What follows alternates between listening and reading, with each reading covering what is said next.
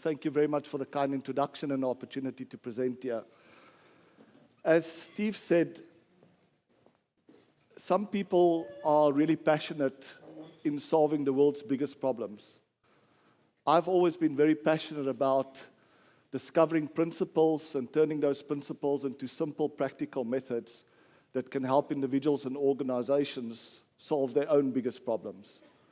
Since very early on in my life, I've been curious about a very specific type of situation. I grew up very poor, and I was always very curious about why some people and some organizations could flourish in really difficult, challenging circumstances, while most others struggled and even failed. And the basic insight that I gathered was that it is not the starting conditions that matter, that determines whether you will succeed or fail in life, but rather your starting assumptions. You see, every time we make a decision, we make that decision on a set of assumptions. Some of these assumptions are really useful. They enable us sometimes to achieve the impossible. Some assumptions, however, are not so useful. They can even be harmful. A simple example of that is Henry Ford's famous quote of, "Whether you believe you can or can't, you are right." So that's always been my passion, is to try and discover the principles and then these enabling versus limiting assumptions. And the topic I'd like to share with you today is a topic that has been around since about 2012. It was a concept that was discovered or invented by Nassim Taleb, the famous author of Black Swan and Fooled by Randomness, called Antifragile. And I'd like to share with you today some of these insights and to share with you some of the applications that we've already achieved on how do you transform an organization and a supply chain and even people from fragile to robust to anti-fragile. Of course, I'd like to acknowledge first the giants on which this work has been based, and then I'll share with you just a typical sequence that we go through when we're trying to make a breakthrough. Any scientific breakthrough starts off with the 5 C's. The first C is a consequential problem. The second C is a new classification. What are you talking about? What are the parts of the system or the elements of the system? The third C is correlations. How do these parts relate to each other? The fourth C is causality. Why do they relate to each other in this way? And the last C is a commercial application, turning these insights into practical tools that people can use to benefit from. So let me start with acknowledgements. As I mentioned, Nassim Taleb, best-selling author, PhD in management science, studied Greek classics, and has become infamous in his environment, in his science of challenging the status quo and coming up with amazingly new and powerful concepts. Dr. Ellie Goldratt on the other side, also PhD, but PhD in physics, also curiously very much interested in the Greek classics. He started his own company in software, then went on to create the Goldratt Institute, where he focused on developing the methods that could help people find and challenge these basic assumptions. And of course, the best-selling author of The Goal. I was very privileged to have worked with Ellie for almost 20 years, from 1991 until he tragically passed away in 2011. So what I'm presenting today is really just standing on the shoulders of these two giants. The outline of the presentation is, as I mentioned, I'll start off with some basic classifications. What do we mean when we say fragile versus robust versus anti-fragile? Why is this important to us? How do you actually measure fragility? There's a prediction that has been made by an analyst recently based on the work of Nassim Taleb that very soon organizations are going to stop talking about becoming more effective or efficient. They're going to start talking more and more about how to become more robust and anti-fragile. So I'd like to share with you just exactly what that means. Then, how do you make organizations and even people not just robust, but more anti-fragile? I'll share with you some applications. We've had the privilege of working with some amazing organizations around the world, very large, complex, high-tech organizations, all the way to local city governments, that has given us the opportunity to partner with them on research projects to see how these concepts can be applied to them. I'll share with you some of those results, and I'll use simulation models to show that to you.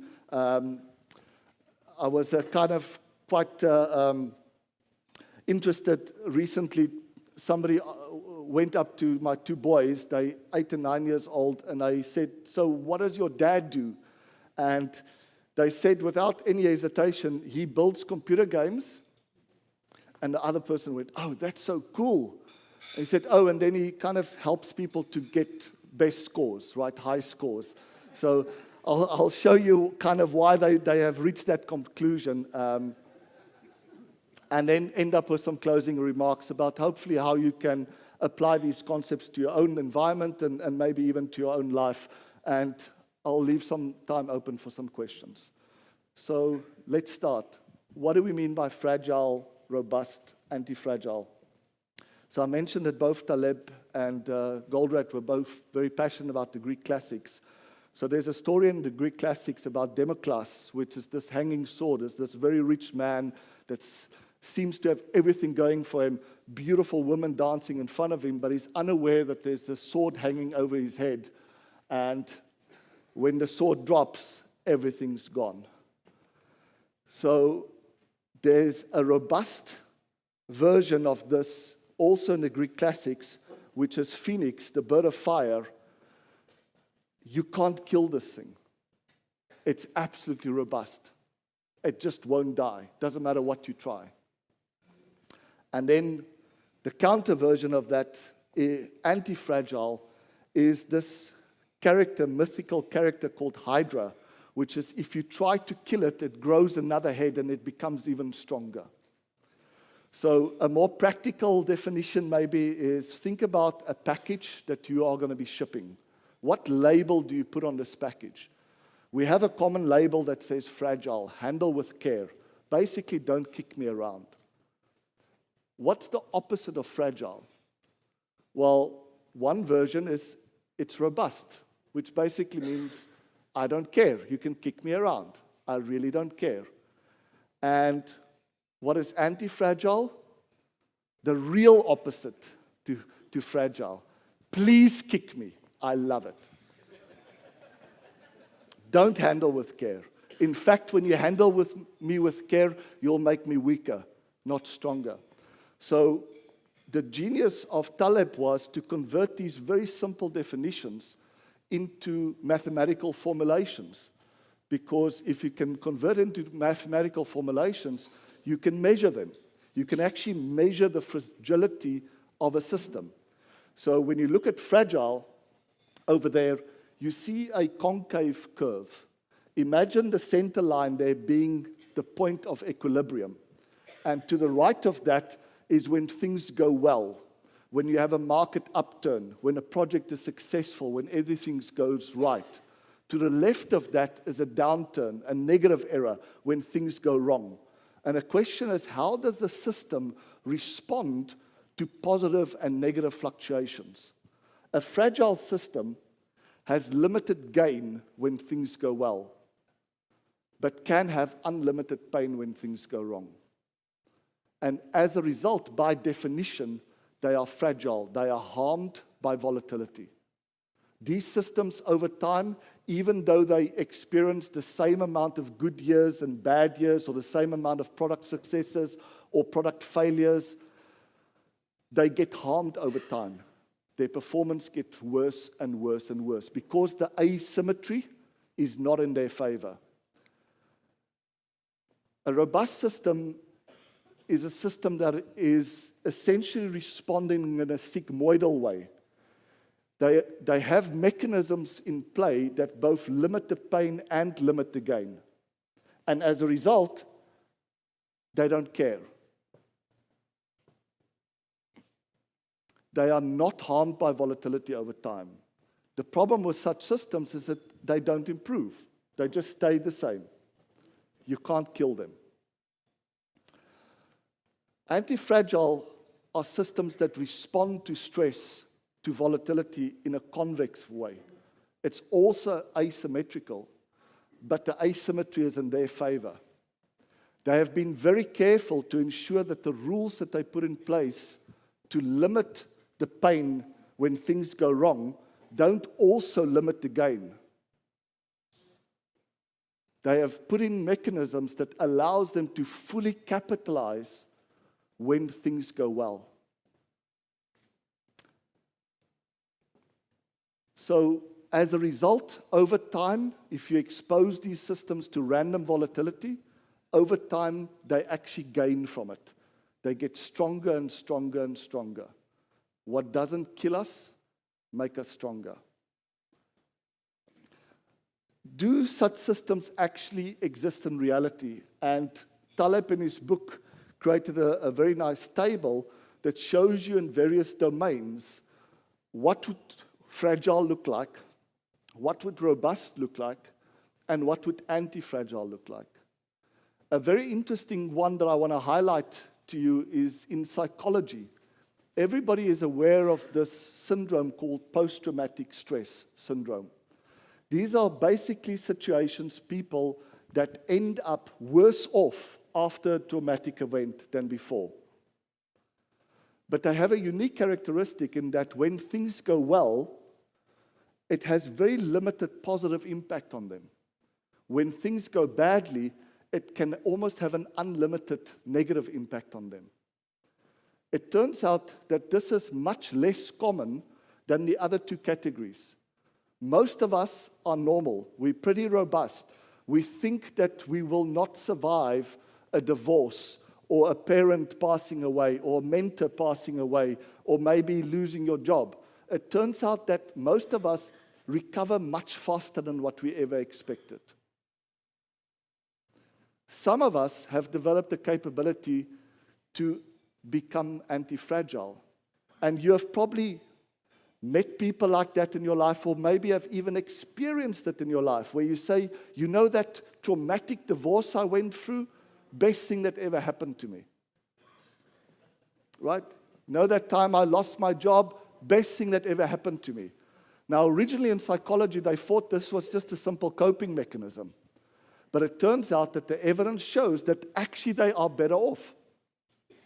So there's quite a large percentage of people that suffer from this syndrome, quite a good syndrome to suffer from, which is called post-traumatic growth. We are able to limit the downside when things go wrong without limiting the upside. So I hope that gives some practical definitions of what these three things are. Let's look at it. How does it apply to companies? Have we seen companies that meet these criteria, that seem to flourish when things go well, but then one traumatic event, one stressful event can kill them, like that hanging sword. Everything looks fine, beautiful girl dancing in front of you, you are very rich, you're lying on the bed, you're very comfortable, and bam, the sword drops and you're gone. Kodak, Lehman Brothers, Swiss Air. Very good examples of that. On the other side, you have companies that have gone through quite traumatic events that could have killed other companies. The massive quality crisis with people dying as a result of quality failures that Toyota experienced in 2010. Coca-Cola launching the new Coke, and it could have killed them. But they reacted very quickly, and in fact, a year later, their CEO said, it's the best thing that ever happened to us.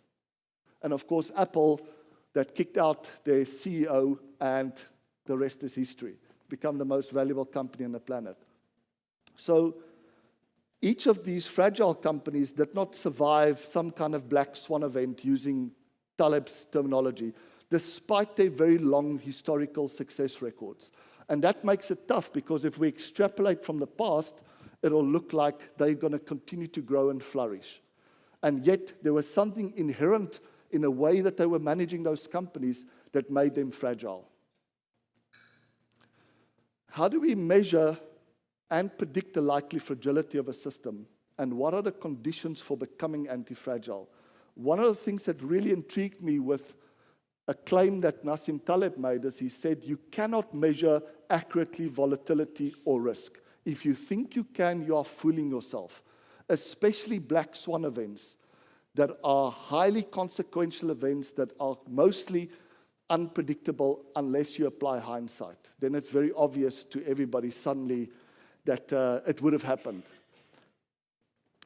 So let's see, how do we measure fragility? And Taleb developed a very simple heuristic. He said, you can't really measure accurately risk and volatility, but what you can actually measure or predict quite accurately is how will the person, how will the system, how will the technology, if it's a device, how will the organization and even the supply chain and country respond to volatility?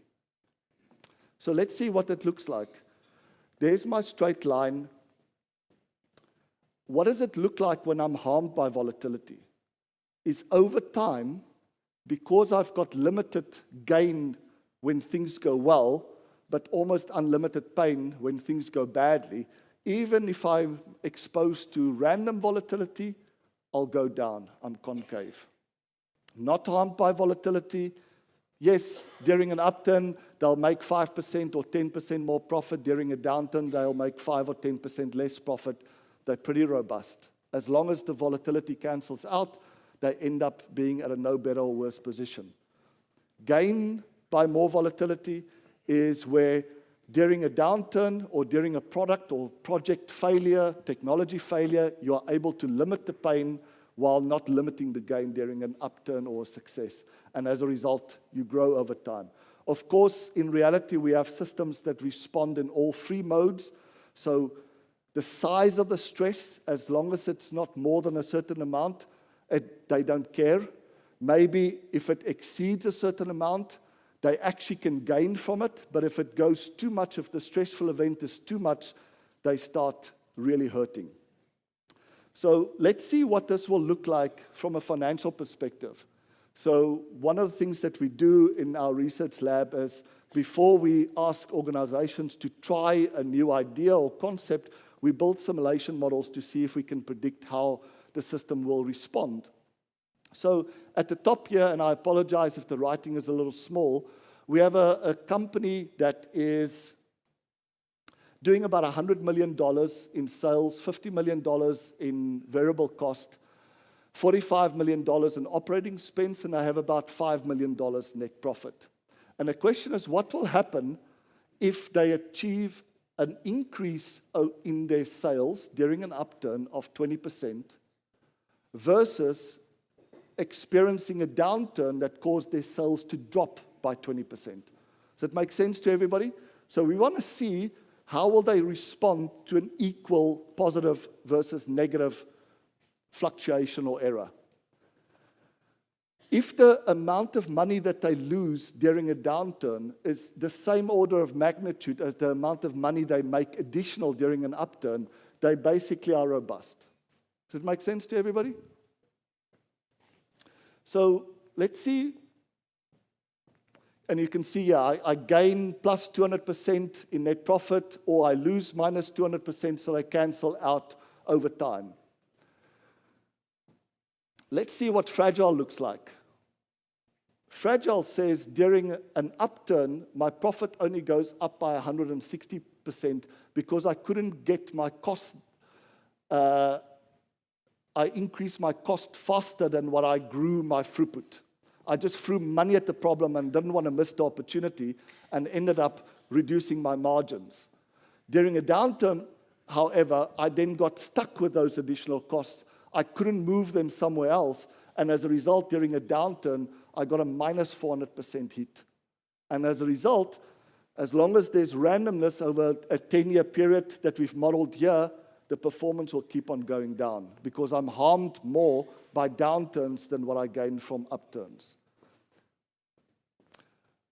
What does antifragile look like? During an upturn, I can fully capitalize on the upturn, the scarcity of the products, maybe even charge a premium for those that really need it fast. And as a result, I can get 240% more profit during an upturn, while during a downturn, I've been very careful at not segmenting my resources, but being able to move my resources into areas that haven't gone down, or maybe I've used temporary resources that I can reduce down if there's a downturn. And as a result, an equivalent downturn, I only lose 70%. Over time, over a 10-year period, as long as the volatility is equal, I will keep on gaining and stretch out my profit margins. So an intriguing question is, so what are the conditions that makes some things anti-fragile? And Taleb identified just two major conditions. The first one is that you must have multiple low-cost elements that you are willing to sacrifice. And both of those criteria is important. Multiple low-cost elements and the willingness to sacrifice them if you have to. I have a portfolio of many products that I can launch, but if I don't have enough resources to promote all of them, I am willing to sacrifice some of them. I have massive projects in my pipeline, but I am willing to sacrifice some of them. However, that criteria is not the only one that's required. There's a second one, which is I have to be able to select products or projects or opportunities that have an asymmetrical payoff in my favor. If they go wrong, if they fail, of course, I will be harmed by it, but it should be limited. Whereas if they succeed big time. So as long as I make sure that the options I have available have this asymmetrical response, and this is the last part, I have a rational way in selecting. I have been able to quantify the impact they will have on sales, cost, and risk, and I have a rational way of selecting. Rather than going for the one that people like, I look at which one will harm me less and gain me more. I hope that makes sense in terms of just two simple criteria that can move a system, an organization, even a person, from being fragile to not just being robust, but being anti-fragile. So in simple terms, to transform a system to be anti-fragile, we need to design the system with practical mechanisms or rules that limit the losses or pains due to failures or downturns, and quickly capitalize on the benefits and gains from successes or upturns. Fragile systems are exactly the opposite. They have little optionality. They don't have a rational way of making selections. Even if they had the optionality, they did have many products or projects or people to select from, or they contain elements that are absolutely necessary, that cannot be repaired or replaced when they break. So I want to give an example, a practical example of what happens to a project organization, either private or public sector, doesn't matter, that have moved from the traditional way of managing projects to a new way of managing projects using theory of constraints, critical chain project management, or agile. What does that transition look like? In the traditional mode, anything goes wrong, you have almost unlimited pain, right? You will be late, you will be over budget, you will not deliver the full scope. Everything goes well, you have a chance of being on time, on budget, and deliver in full. Does it make sense? So it satisfies this criteria. My goodness, I'm sitting here with a project that is fragile, that when everything goes well, we might have some benefit. We might be profitable. But anything goes wrong, we'll lose our pants. Not in a good way. Couldn't help to bring that in as we're talking to engineers, right? What happens if we implement something like critical chain project management or agile? Is we are capitalizing on the asymmetrical characteristics of these methods, of these tools. Everything goes wrong.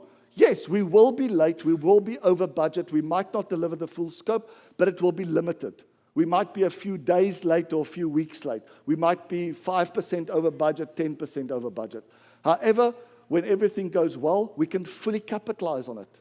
We've heard results here, and I'm sure most of you have had the experiences, where you can deliver projects 25, even 50% faster, sometimes even more. Mike Hannon showed an example that was 35 times better than has ever been considered previously possible. But inherent in these methods, they have built-in anti-fragile mechanisms. So how do we transform an organization? What are the rule changes that can help us get there? I mentioned that I've always been very curious at discovering principles and converting those into simple practices. Dr. Ellie Goldratt wrote an article called Standing on the Shoulders of Giants, where he talked about the 4 concepts of flow, or the principles of flow. Deborah and Carol presented it in their presentation. Very simple. Priority number 1 should be improving flow, reducing any losses in flow time or flow rate. Secondly, this objective has to be translated into practical methods. And the one that Dr. Goldratt concentrated on in the article is stopping overproduction. Ford was using a very simple mechanism where he was using essentially space between operations to control overproduction. Right? Space is full, stop producing. Taichi Ono came along and said, hell, great idea, but what if you have multiple parts to manufacture? You can't use space.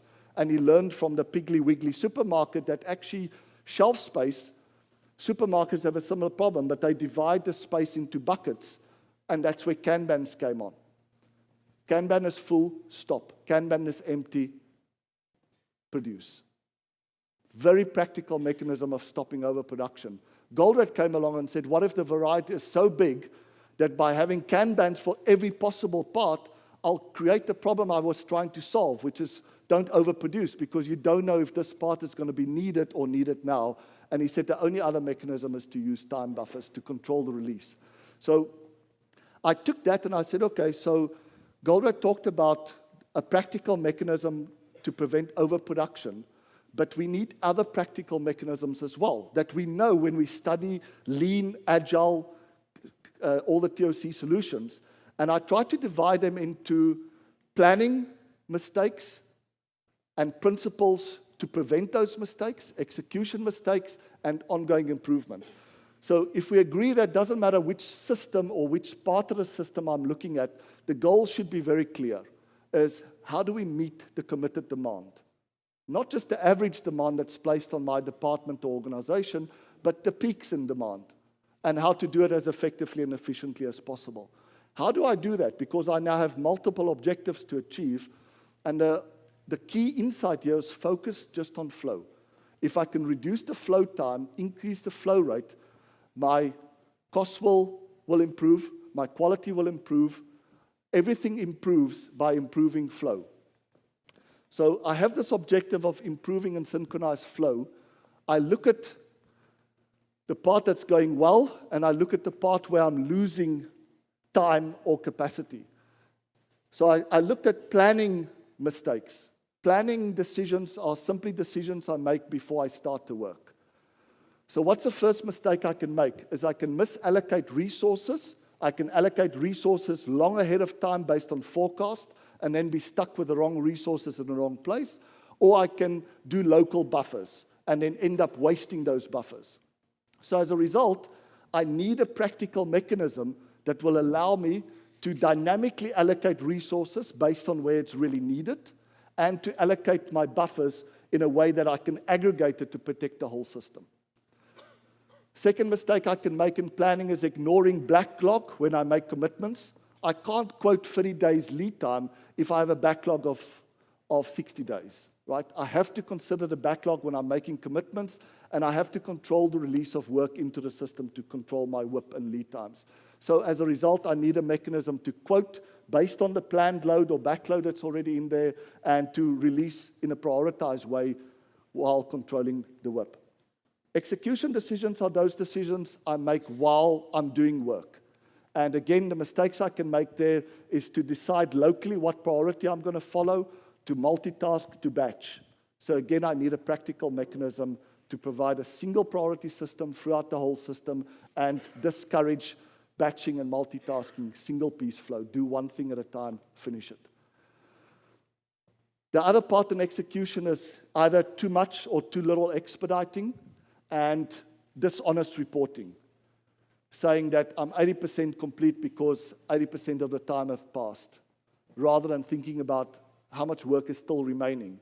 As long as I'm dishonestly reporting, I'm making it impossible for people to judge if we're doing okay or not, and knowing what corrective actions to take. So that's an execution, and the last one is the measurement and improvement side. What's the mistakes I can make there is I can measure everything.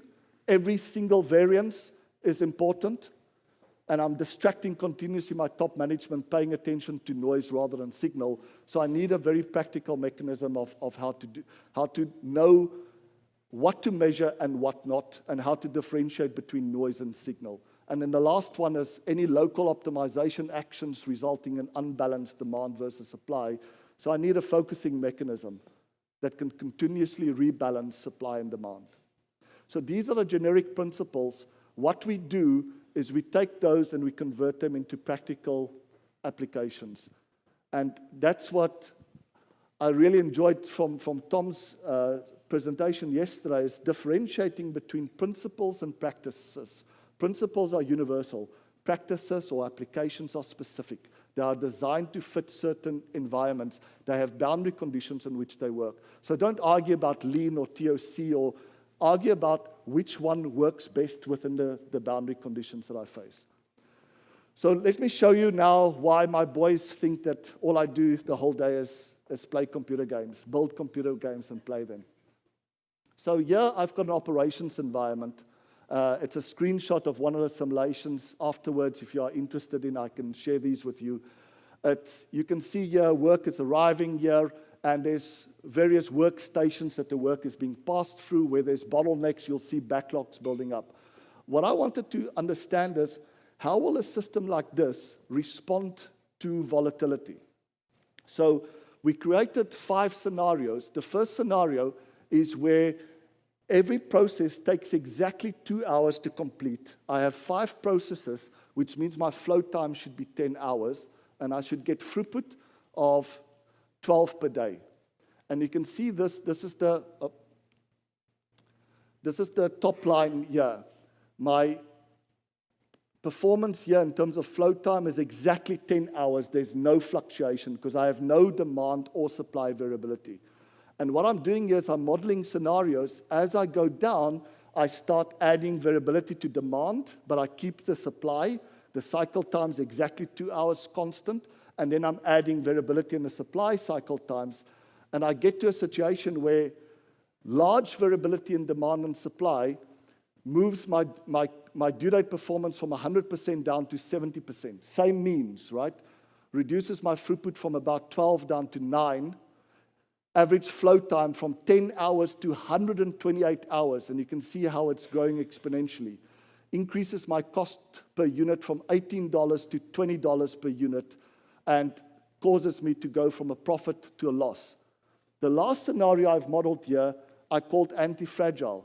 The only thing I changed is I used exactly the same large demand and supply variation, but the only thing I changed is I added a resource that cost me extra, but I kept the resource centrally, and depending on where a backlog was building up, I sent a resource there to go and help. Does it make sense? I'm sure you guys do it in projects, right? There's having a bit of buffer, capacity buffer that you can deploy where help is needed. Look at what it's done to the performance. It gets my due date performance back to 100%, my throughput close to 12 per day again.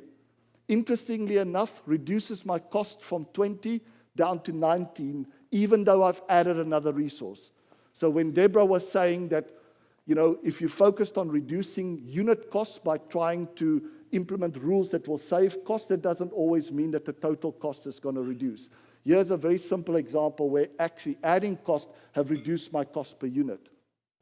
And I'm back into profits. It's absolutely. It's a very similar concept. It's just to say, don't allocate all your resources ahead of time to forecast.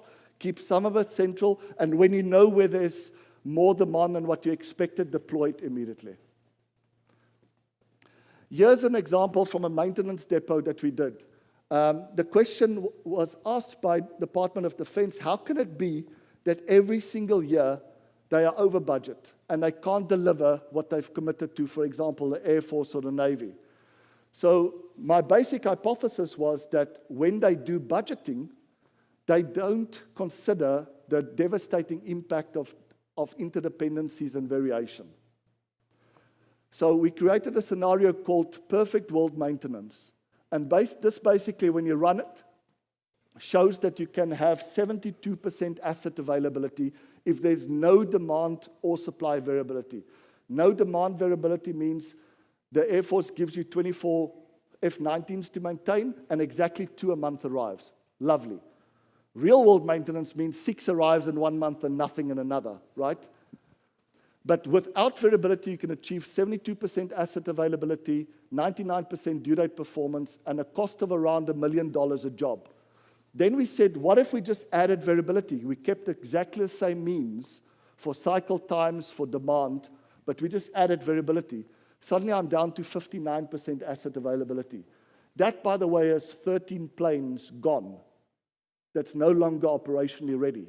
And my costs have gone up to $1.2 million. Due date performance is shocking.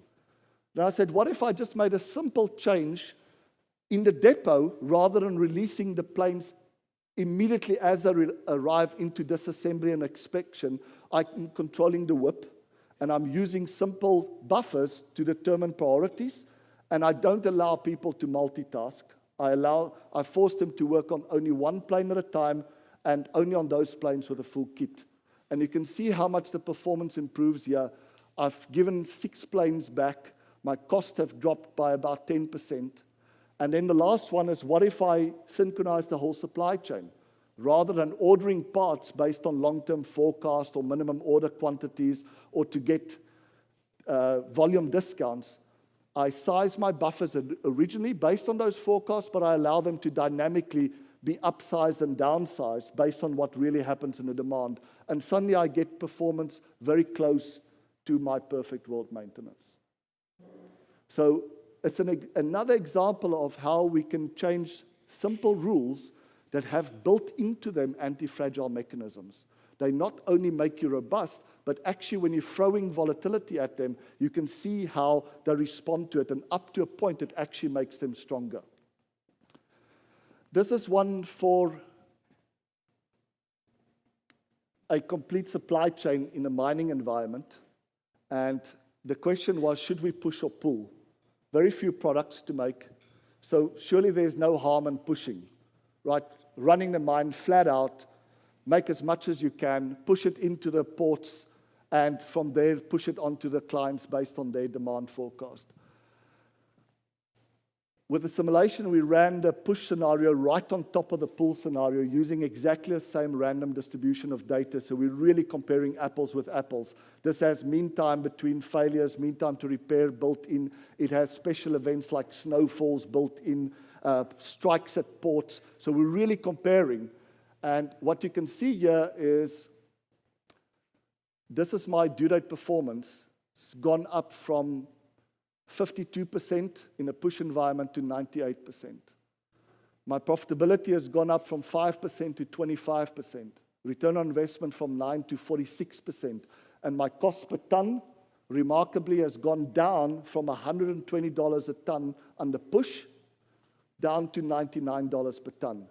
And we've included the inventory carrying cost in here because that's one of the justifications of pushing down is I don't want to carry the inventory in my central distribution centers. I want to push it down the supply chain. So how do we convert these insights into turnaround strategies? Dr. Goldratt invented a really terrific tool called a strategy and tactic tree, and that's basically linking all the changes that you are making in the rules that you are using, rules and metrics, to the top objective that you're trying to achieve for the company or for the project. But then not just stopping there, not just giving it a title, but taking the time to take each of these changes and asking yourself, why specifically is this change needed? What's my assumption? What's the strategy or the objective of this change that I'm trying to achieve, and how am I going to measure that? What is the tactic? What's the best way of doing that I've selected? And why do I claim this is the best way of doing that? And by exposing and forcing ourselves to verbalize these assumptions, When we then go into execution, we have a way of checking. We assumed that by making this change will increase sales by 5%. If it didn't, why not? Maybe the change that we planned wasn't even necessary, or it wasn't sufficient, or it was done in the wrong sequence. So again, today is just to give you a highlight. If you need more information about this, I'd be happy to share all the information with you.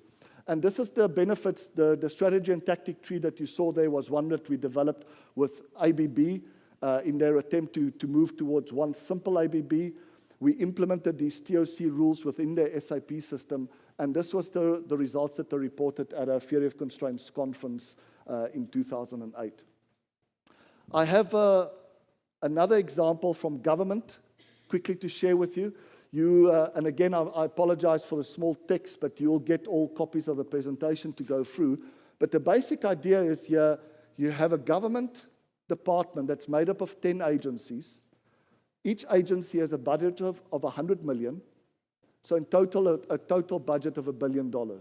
And the question is, what will happen if more of these agencies experience good years than the ones that experience bad years? And the asymmetry that we modeled is 50% of these agencies will be under budget. So rather than spending the 100, they realize they only need 90. And only 25% of them will go over. Rather than spending 100, they might have spent 110. You'd imagine that that cancels out, right? And it does when you have honest reporting.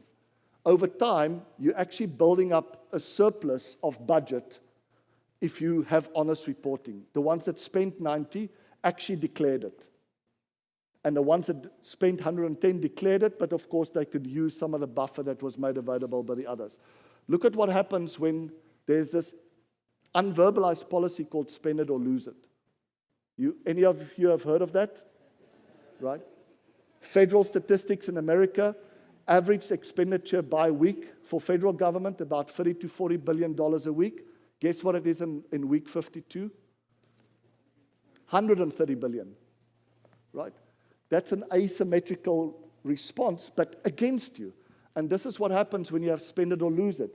It doesn't matter if you have more good years than bad years, you will keep on building up a deficit. And this is probably at least part of the explanation why the US economy, despite having many more good economic years than bad ones, keep on building up a deficit. So what I proposed here was a very simple alternative rule. I call it save it and share it. You've saved 10 million. Why don't you keep half of that and you spend it on your most highest priority program across line items, whichever you think is the highest priority, and the other 50% you give back to the Treasury to invest on those programs that were underfunded. And suddenly you can see I'm sitting now with a situation where they cancel out and I can even build up a surplus over time. So how does this apply to people? Do you also get fragile, robust, and anti-fragile people? We heard about workplace bullying.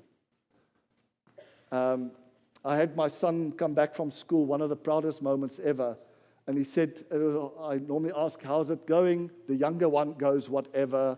The older one gives a very honest answer and says, no, it went really well, or it went really badly. So the older one said it went really badly. I said, why? He said, no, this kid was really bullying him, you know. It's an older kid, and he's just really, it was horrible. And I said, why was it so horrible? He said, you know, I really felt sorry for him because he really must have big issues at home. Now, that's a kind of an anti-fragile way of responding to bullying, right? But let's look at some examples of people that looked like everything was going for them, and then the sword was hanging over their head, and bam. In hindsight, they took risks that had much more pain than gain. Some examples of those that seem to be the opposite, whether you like them or not, right? They seem to have the ability to take risks that have much more gain than pain. I like the quote from Steve Jobs. A lot of people have got extremely positive views, some people extremely negative views about how he sometimes dealt with people. But he was very honest about it. He said, my job is not to make it easy for people. My job is to make them better. So, some practical advice here about how can you apply this to your own situation. So remember that heuristic. Can you predict how you would respond to a situation where things go well versus when things didn't go well? So say you're considering to start your own company. You can ask yourself a simple question. If it succeeds, how much happier will you be? If it fails, how much less happy or depressed will you be? If you say, I kind of expected that it would succeed because most things that I've tried have succeeded, versus if it fails, you'll be absolutely devastated, then probably you're fragile in terms of this type of decision. And a good friend would give you advice to say, you know what, don't do it. If you don't care, why not try it? But if you say, you know what, if it fails, I kind of expected what would have given me the idea that it would have worked, but I'll keep on going. Whereas if it succeeds, it will be the best day of my life. Advice, go for it. Right? And you can take any kind of decisions. Do I ask a beautiful girl or guy on a date? Should I really commit to trying to quit one of my bad habits? Should we have children or not? All big decisions. And it turns out this framework is really useful to judge whether I should do it or not. Just simply look at what your response will be like. So I want to end off with a slide just for those that are aware of theory of constraints. One of Goldratt's innovations was called the 5 focusing steps that said the real goal of why the goal was written was nothing to do with making more money. It wasn't to make more money now in the future. That wasn't the goal. That wasn't the intent of writing the goal. The intent of the goal was very clear in its subtitle. The goal is a process of ongoing improvement. Nothing to do with making money. So how do you achieve a process of ongoing improvement? Goldratt said very simple. Step 1, once you've clarified what the goal is, identify your constraint, the thing that you don't have enough of. Then make sure you don't waste it. Fully exploit that scarce resource. Go and challenge any policy, decision, metric that's causing you to waste that scarce resource. Subordinate everything to that step 3.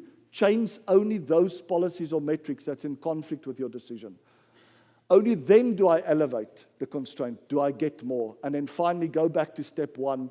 Make sure inertia doesn't become your constraint. So I've given you an example of how this applies to a person. A recent insight that we had from around 2007, 2008 was that the real constraint in organizations is not the size of the market or the amount of cash that they have or capacity or supply. The only resource that qualified to the definition of a constraint, which means that the demand on it will always exceed the available capacity, is management's limited attention. Think about it. The things that demand your attention will always exceed your available attention. So how do I apply this? Step 1, what's the constraint? It's my limited attention. How do I waste it? Stop doing things that I shouldn't be doing. Stop not doing the things that you should and then coming up with excuses why you haven't started.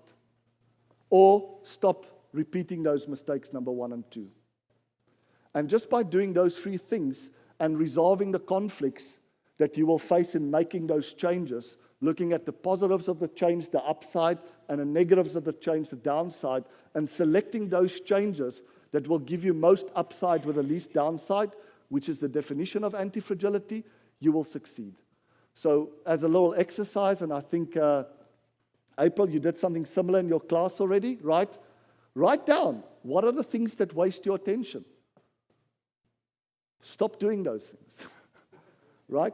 What are the things that you know you should be paying attention to, but you're not, and you use every opportunity to explain to yourself or to other people why you haven't started yet?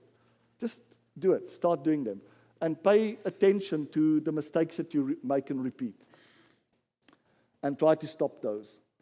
So, some closing remarks in terms of how to apply this. What are the principles underneath it? Intentionally inject stress in your life, but up to a point, right? Not too much. So what do I mean by that? Is your body has antifragility built into it, but it requires stress to be activated. Take a cold shower, lift a heavy weight, go without sleep or food for a day.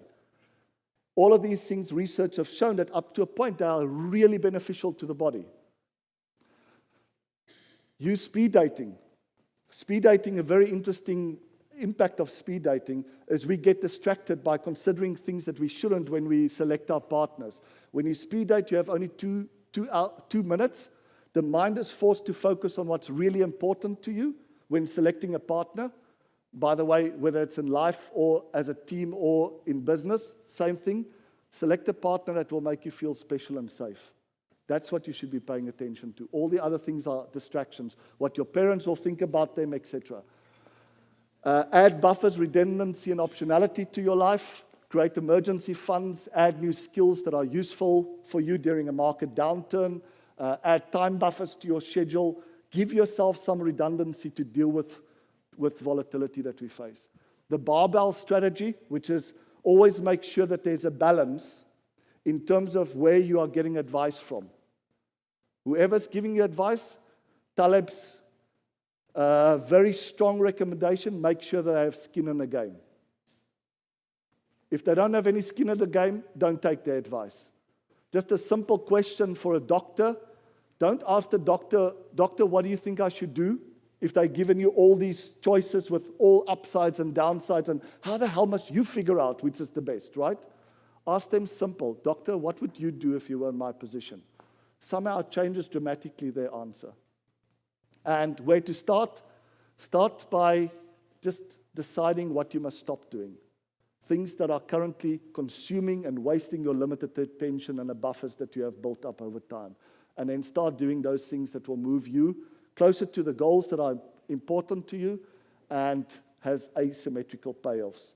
But be careful in terms of how you select these things. As I mentioned, it's good to have optionality, but you have to be rational in how you select them. Thank you very much for your attention. I know it's your bottleneck.